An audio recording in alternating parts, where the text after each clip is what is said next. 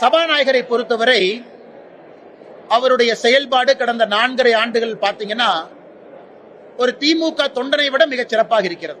முழுசா 100 மார்க் கொடுத்துடலாம்.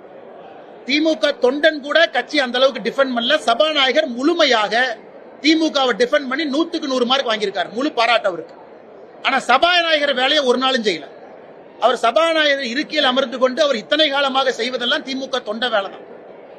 இது மட்டும் இல்ல, இன்னைக்கு நம்முடைய பாரதிய ஜனதா கட்சியினுடைய 4 எம்எல்ஏக்கள், நம்முடைய மாநில தலைவர் அண்ணன் நயினார் நாகேந்திரன் அவர்கள், நம்முடைய கோயம்புத்தூர் தெற்கு தொகுதி எம்எல்ஏ அக்கா வானதி ஸ்ரீனிவாசன் அவர்கள், மொடக்குறிச்சி சரஸ்வதி அம்மா, நம்முடைய காந்தி ஐயாவை பல இடத்துல சபாநாயகர் அவமானப்படுத்தியிருக்கார். மைக் ஆஃப் பண்றது, அவங்க பேசும்போது ஏளனமா பார்க்கிறது, இது கடந்த 4.5 ஆண்டுகள்ல தொடர்ச்சியா செய்யறாங்க.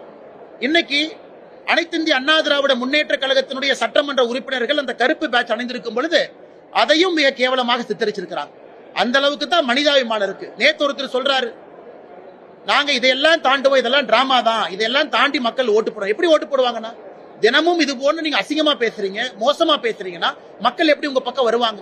அதனால இது மக்கள் மன்றத்தில் மட்டும்தாங்க நான் தீர்ப்பு, வேற எங்கேயும் தீர்ப்பு இல்ல. சபாநாயகர் மோசமாக நடந்து கொண்டதற்கு எஸ்ஐடி வைக்க முடியும். 2026 மக்கள் மன்றத்தில் சரியான மக்கள் தீர்ப்பு எழுதுவார்கள் என்று நம்புவோம்.